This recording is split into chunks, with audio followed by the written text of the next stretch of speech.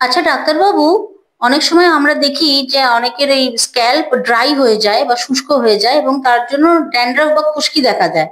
এইটার থেকে বাঁচবার জন্য কোনো আয়ুর্বেদিক রেমেডি আছে? হ্যাঁ, যদি আপনাদের মাথার স্কিন বা মাথার স্ক্যাল্প যদি খুব ড্রাই হয়ে যায় এবং সেটাকে যদি ফাটল ফাটল মতো ধরে যায়, আপনারা একটু চুল ছড়িয়ে একটু দেখলেই আপনারা বুঝতে পেরে যাবেন।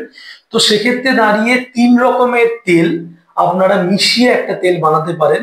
ওটা রেগুলার ইউজ করবেন এবং আপনি 1 থেকে 2 দিনের মধ্যে আপনি আরাম পেয়ে যাবেন। প্রথম হচ্ছে আমলা অয়েল, তার সঙ্গে কোকোনাট অয়েল, আর তার সঙ্গে ভৃঙ্গরাজ অয়েল।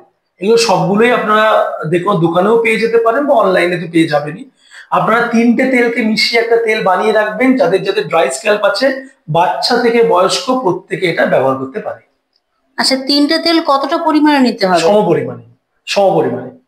আচ্ছা আচ্ছা, এটা বানিয়ে কতদিন রাখা যাবে? এটা আপনি বানিয়ে রাখলে মোটামুটি এটা আপনার দেখুন এর কোনো এক্সপায়ারি ডেট হয় না তেলের। আর ওর সঙ্গে নারকোল তেল আছে, আরোই আপনার জিনিসকে খারাপ হতে দেবে না। তো সেক্ষেত্রে দাঁড়িয়ে এর কোনো আলাদা করে এক্সপায়ারি ডেট নয়। তবুও আপনারা যাই বানাবেন না কেন, 1 বছরের মধ্যে যেন ইউজ হয়ে যায়। ওকে ওকে, থ্যাংক ইউ।